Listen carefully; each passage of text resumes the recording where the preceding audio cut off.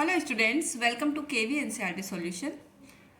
तो बच्चों, आज हम क्लास 4 से मैथ्स की बुक में chapter number 13 fields and fences इसका पार्ट 2 वीडियो कंप्लीट करेंगे। इस चैप्टर का पार्ट 1 वीडियो अपलोड कर दिया गया है, तो पहले आप लोग जाके उसे देख लीजिएगा। इस चैप्टर का कॉन्सेप्ट भी पार्ट 1 वीडियो में अच्छे से समझा दिया गया है। पेरीमीटर एरिया से रिलेट है ये चैप्टर। तो चलिए आगे का पार्ट कंटिन्यू करते हैं। तो वीडियो स्टार्ट करने से पहले अगर आप मेरे चैनल पर नए हैं या अभी तक आपने मेरे चैनल को सब्सक्राइब नहीं किया है तो प्लीज़ पहले जाके चैनल को सब्सक्राइब कर लीजिए। बेल आइकन को प्रेस करना बिल्कुल ना भूलें, जिससे आने वाली वीडियो की नोटिफिकेशन सबसे पहले आप तक पहुंचे और कोई भी वीडियो आपसे मिस ना हो। तो चलिए चैप्टर का सेकेंड पार्ट स्टार्ट करते हैं। तो चलिए चैप्टर को स्टार्ट करते हैं। ये है पेज नंबर 156 और पेज नंबर 155 तक हमने कंप्लीट कर लिया है। तो क्वेश्चन देखते हैं इसमें। A hockey field is 91 metre and 40 centimetre long. एक हॉकी का फील्ड है जो कि 91 मीटर 40 सेंटीमीटर लॉन्ग है एंड 55 मीटर वाइड है, और 55 मीटर ये वाइड है। How long is the boundary of the field. तो बताइए कि बाउंड्री जो है वो कितनी बड़ी है, या फिर लेंथ ऑफ बाउंड्री आपको यहाँ पे बतानी है। तो देखिए, मैंने आपको दो चीज़ें समझाई थी। एक होता है स्क्वायर जिसकी चारों साइड बराबर होती है, और एक होता है रेक्टेंगल जिसकी आमने सामने की साइड बराबर होती है। तो यहाँ पर जो हॉकी का फील्ड है वो क्या है, एक रेक्टेंगल है, क्योंकि इसके आमने सामने की साइड बराबर होगी। तो देखिए इसकी जो लेंथ है वो कितनी है, इसकी लेंथ है 91 मीटर एंड 40 सेंटीमीटर, और जबकि इसकी जो ब्रीथ है वो कितनी है, 55 मीटर। तो यहाँ पर अगर ये 55 है तो इसके सामने की साइड भी 55 मीटर लॉन्ग होगी, और इसकी लेंथ 91 मीटर 40 सेंटीमीटर लॉन्ग है, तो सामने की साइड भी इक्वल होगी। तो यहाँ पर भी 91 मीटर 40 सेंटीमीटर। ओके, तो अब इसको हम दोनों तरीके से कर सकते हैं। तो मोस्टली जो आपको इस चैप्टर में यूज़ करना है वो इसको ऐड करके ही करना है। तो यहाँ पर कॉलम मेथड यूज़ होगा। तो यहाँ पर आ जाएगा मीटर और यहाँ पर आ जाएगा सेंटीमीटर। तो यहाँ पर हम लिखेंगे 91 मीटर और कितना सेंटीमीटर, ये 40 सेंटीमीटर। देन 55 मीटर है तो यहाँ पर ओनली 55, और यहाँ पर 0 लिखेंगे क्योंकि यहाँ पे कोई सेंटीमीटर नहीं दिया है। अगेन 91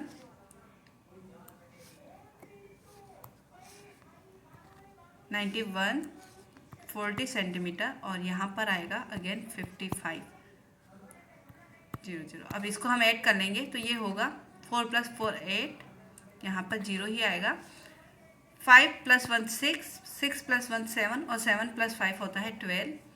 यहाँ पर 1 ऊपर जाएगा, ये हो जाएगा 10, 9 + 1 10, 10 + 5 15, 15 + 5 20, और 20 + 9 होता है 29। तो ये आएगा 292.80, या फिर कह सकते हैं 292 मीटर और 80 सेंटीमीटर। 292 मीटर 80 सेंटीमीटर इसकी लेंथ ऑफ बाउंड्री है। तो पहले यहाँ पे आपको लिखना होगा लेंथ ऑफ बाउंड्री, और इस तरीके से कॉलम मेथड से करके आपको शो करना है। नेक्स्ट है Usha and Valsamma are running a race. Usha और वलसमा एक रेस के लिए दौड़ रही है। Usha is running on the inner circle. तो देखिए उषा जो है वो इनर सर्कल पर दौड़ रही है, जो अंदर की साइड है ये है Usha. Usha is running on the inner circle और Valsamma is running on the outer circle. So यहाँ पर Valsamma runs faster than Usha. Valsamma जो है वो उषा से फास्ट भागती है, but still she loses the race. लेकिन फिर भी वो रेस को हार जाती है। Can you guess why? आप बता सकते हैं ऐसा क्यों हुआ? तो देखिए ऐसा इसलिए हुआ because inner circle has the shortest boundary than the outer circle. तो यहाँ पर देखिए सर्कल जो है जैसे जैसे छोटे होते जाते हैं, है ना, जैसे यहाँ पर और छोटा करेंगे तो इनकी जो लेंथ ऑफ बाउंड्री है वो क्या हो जाएगी, उनकी लेंथ ऑफ बाउंड्री कम हो जाएगी। तो अगर लेंथ ऑफ बाउंड्री कम होगी तो उसको डिस्टेंस भी तो कम कवर करना पड़ेगा। अगर कोई यहाँ से भागता है तो वो बाहर वाले आउटर सर्कल से तो मतलब तेज ही पहले ही पहुँचेगा वहाँ पे, क्योंकि उसको यहाँ से शुरू करना पड़ेगा, जबकि उसको यहाँ से लेके यहाँ तक ही कंप्लीट करनी पड़ेगी। तो यहाँ पर ये हो रहा है वलसमा जो है वो आउटर सर्कल के ऊपर है ना, और उसकी जो लेंथ ऑफ बाउंड्री है वो क्या है, इनर सर्कल से ज़्यादा है। तो वो चाहे कितनी भी तेज भाग ले वो उषा से पीछे ही रहेगी। तो बस यही रीज़न है। तो यहाँ पर हम लिखेंगे because inner circle has shorter boundary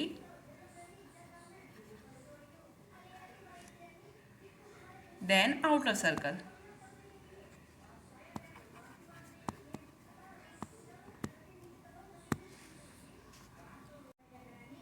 next है, have you seen any race where the runner start from different place. क्या आपने कभी ऐसा सर्कल देखा है जहाँ पर रनर जो है वो अलग अलग जगह से रेस स्टार्ट करते हैं, लाइक दिस पिक्चर, इस पिक्चर की तरह।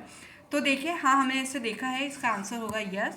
और ऐसा ये इसलिए करते हैं क्योंकि जो इनर सर्कल वाले होते हैं वो थोड़े पीछे खड़े होते हैं, जबकि आउटर सर्कल वाले थोड़े आगे खड़े होते हैं, ताकि जो डिस्टेंस है वो इक्वली हो जाए। Next, school garden. The student of class 3rd and 4th thought of making a vegetable garden. Class 3rd और 4th के बच्चों ने मिलकर सोचा कि वेजिटेबल गार्डन बनाया जाए। They choose a place which look like this. उन्होंने एक जगह चुनी है जो कुछ ऐसी दिखती है। तो ये है गार्डन 1 और ये है गार्डन 2 और ये इसके बीच का रास्ता आने जाने का। Student of both the class thought the garden 1 has bigger. दोनों ही क्लास के स्टूडेंट को ऐसा लगता है कि गार्डन 1 जो है वो ज़्यादा बड़ा है। So both wanted to take garden 1। तो दोनों ही इस गार्डन 1 को यूज़ करना चाहते हैं, दोनों ही अपनी जो वेजिटेबल है इसमें लगाना चाह रहे हैं। सडनली नीतू सेड, तभी नीतू कहती है, I think both garden are equally big. मुझे लगता है कि दोनों गार्डन जो है वो बराबर है, दोनों एक जैसे बड़े हैं। क्वाइट पॉसिबल, ऐसा पॉसिबल नहीं है। तभी ये लड़की कहती है, let us find out if you are right. तो चलिए ढूंढते हैं अगर तुम सही हो। तो how will Neetu find out if the two garden are equal big. तो यहाँ पर देखिए, इस गार्डन के कुछ मेजरमेंट तो नहीं दे रखा है। तो यहाँ पर क्या करेंगे, एक रोप लेंगे, एक रस्सी की मदद से इसकी लेंथ ऑफ बाउंड्री काउंट करेंगे। यहाँ पर इस तरीके से रस्सी को रखा जाएगा और इस तरीके से उसकी लेंथ ऑफ बाउंड्री को नापा जाएगा। फिर इस वाले गार्डन पे भी उसी रस्सी को सेम तरीके से रखा जाएगा, उसकी लेंथ ऑफ बाउंड्री को काउंट कर लेंगे। फिर दोनों ही रस्सी को आपस में बराबर रखकर देखेंगे कि क्या दोनों की जो लंबाई है वो सेम है, क्या दोनों की लेंथ बराबर है।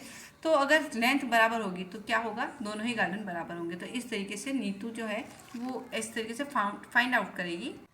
नेक्स्ट है activity, look at the table in your classroom. आप अपनी क्लास में जो टेबल है उसको देखिए। Guess how many mathematic book you can place on it. तो बताइए वहाँ पर आप आपकी जो मैथ्स की बुक है, मैथ्स बुक, मैजिक बुक है ना, उसको उसके ऊपर कितनी बुक्स आप रख सकते हैं।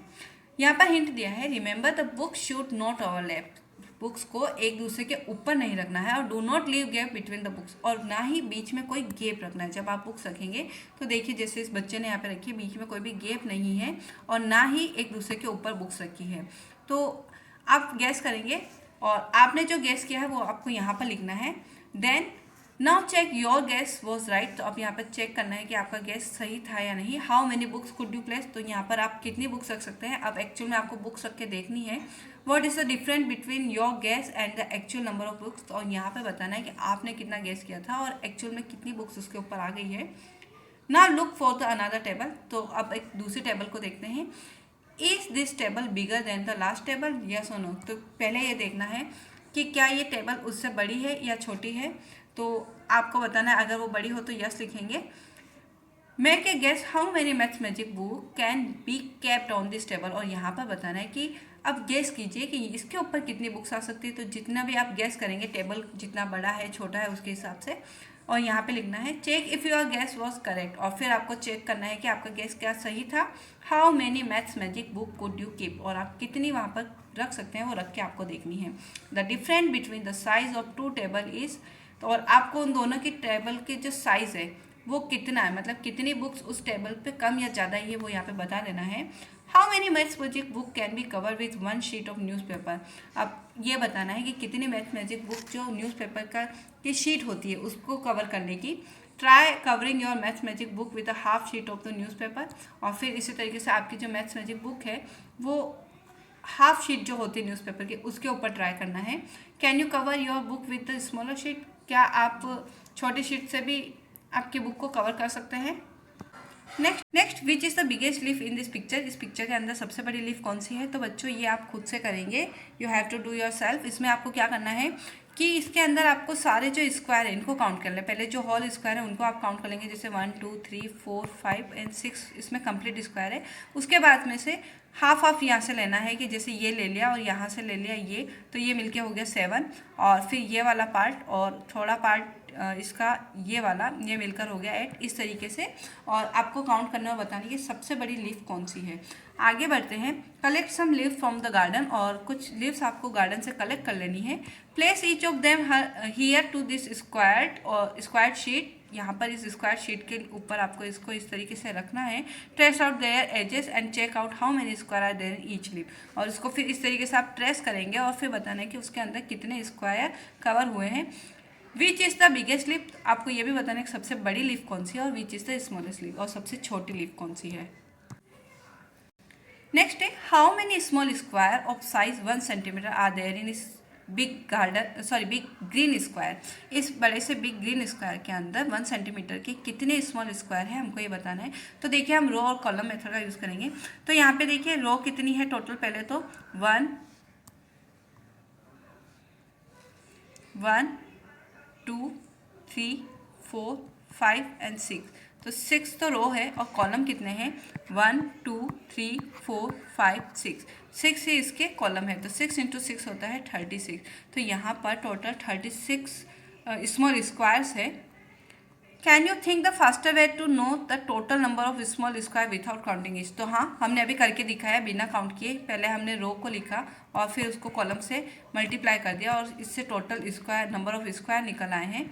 तो इस तरीके से करेंगे आप। Guess how many square of 1 centimetre can fill this blue rectangle. इस ब्लू रेक्टेंगल के अंदर कितने 1 सेंटीमीटर के स्क्वायर फिल कर सकते हैं। तो यहाँ पर देखिए ये इनकम्प्लीट है, पहले इसको कंप्लीट कर देते हैं।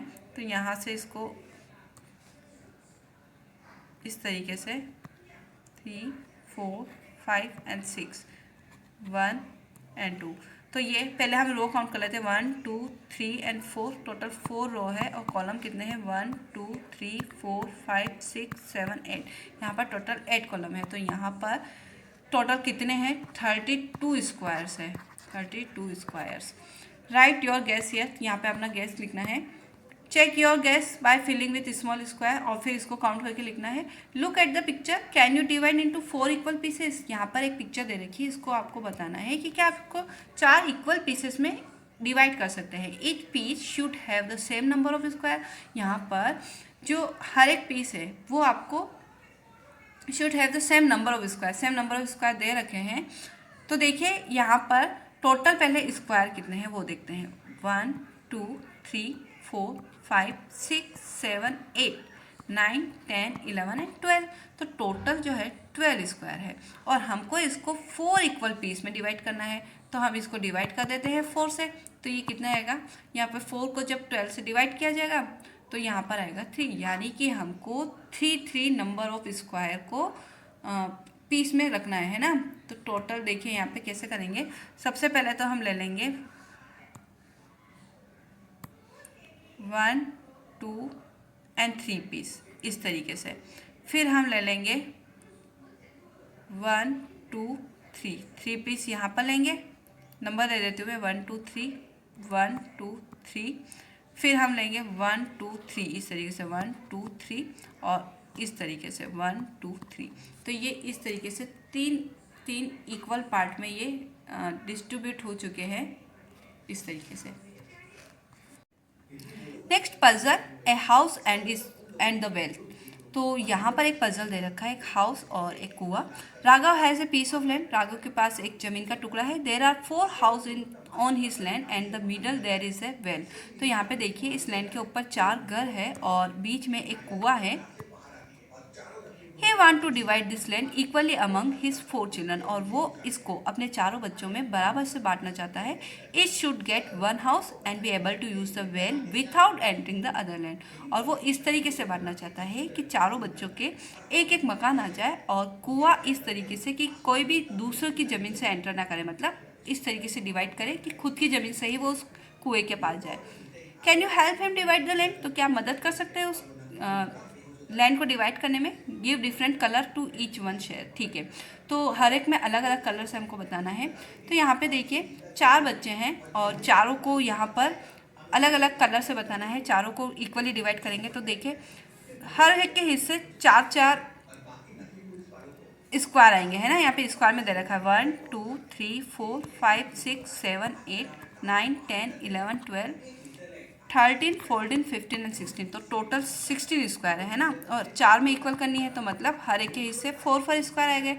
तो इस तरीके से यहाँ पर अब हम हिस्से करते हैं। तो सबसे पहले वाले जो उसका चाइल्ड है उसके लिए 1 2 3 और 4, तो इसके अंदर इसका एक मकान भी आ गया और यहाँ से इस कुएं के लिए वो एंट्री कर लेगा।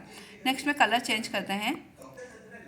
यहाँ पर नेक्स्ट के लिए 1 2 3 एंड 4, तो यहाँ पे इसका एक मकान हो गया और यहाँ से इतनी लैंड उसकी हो जाएगी और यहाँ से वो कुएं के लिए एंट्री कर लेगा। नेक्स्ट ये वाला, यहाँ से वो एंट्री, यहाँ से 1 2 3 एंड 4, तो ये मकान इसके हो जाएगा और यहाँ से एंट्री करेगा यहाँ तक। देन ये वाला मकान बचा, तो यहाँ से 1 2 3 और 4, तो ये 4 इक्वली इसके ज़मीन रह जाएगी और इसमें एक मकान भी आ गया है उसके, और यहाँ से वो कुएं के लिए एंट्री भी कर लेगा। तो यहाँ पे हमने कलर चेंज नहीं किया, पहले कलर चेंज कर लेते हैं। इसको कर देते हैं हम रेड कलर, और यहाँ पर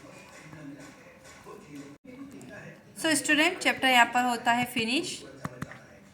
होपफुली कंसेप्ट आपको इजीली समझ में आए होंगे, चैप्टर बहुत अच्छे से आपको समझ में आया होगा। अगर पसंद आया है तो बिना लाइक किए नहीं जाइएगा, और इसी तरीके से मेरी सारी वीडियोस देखते रहिए। Thank you so much for watching my videos and keep watching my videos.